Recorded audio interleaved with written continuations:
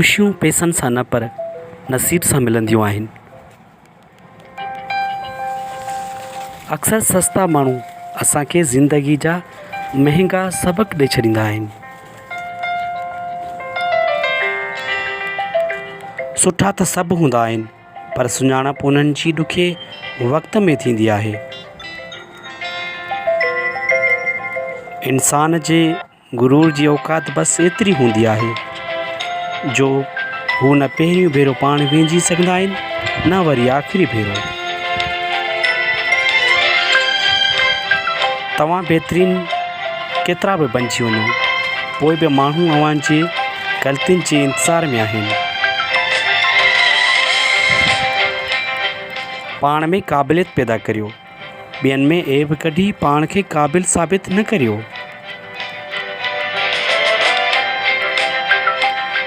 ज़िंदगीअ में अगरि ॾुखियो वक़्तु न अचे त कीअं ख़बर पवंदी त पंहिंजनि में कहिड़ा परावा ऐं परावनि में कहिड़ा पंहिंजा लिकियल आहिनि।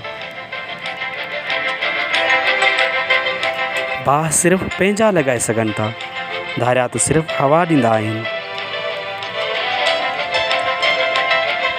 ज़िंदगी बि हिकु कपिड़े जी मिसल आहे, जेको टीडो आहे उनखे छॾियो थो वञे ऐं जेको सिधो आहे उनखे कटियो थो वञे।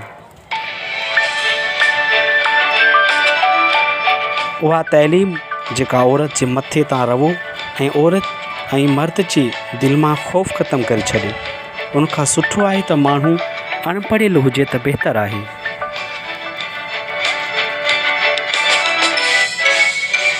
यादि रखो, कॾहिं बि मायूस न थियणु घुरिजे, छो जो ज़िंदगी किथां बि शुरू थी सघे थी। सोची सम्झी ॻाल्हाईंदा करियो, छो जो लफ़्ज़ नस्लुनि जो तारुफ़ कराए छॾींदा आहिनि। जेको कमु तव्हां खां नथो थिए उनखे अल्लाह जे हवाले करे छॾियो ऐं पोइ ॾिसो त ख़ुदा कीअं थो उन खे वसीलो बणाए छॾे जेको तव्हांजे रस्ते में रुकावट आहे। अॼुकल्ह माण्हू दुआउनि में घटि पर चुगलियुनि में घणो यादि कंदा आहिनि।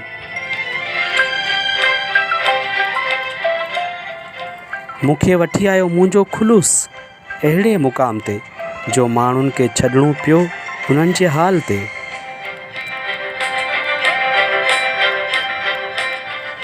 माण्हुनि लिबास खे ॾिसण में एतिरा त मसरूफ़ आहिनि जो उन्हनि खे पंहिंजे इख़्लाक़ ॾिसण जो वक़्तु ई नथो मिले। कॾहिं कॾहिं ज़िंदगीअ जे हक़ीक़त खे क़बूलु करण लाइ मज़बूत न बल्कि कमज़ोर थियणो पवंदो आहे।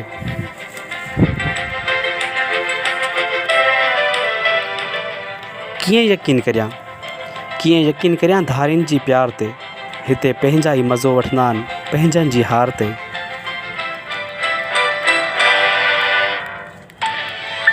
उन्हनि माण्हुनि खे रिश्तनि बचाइण सां कोई मतिलबु न हूंदो आहे जेकी पंहिंजे मतिलब सां मतिलबु रखंदा आहिनि।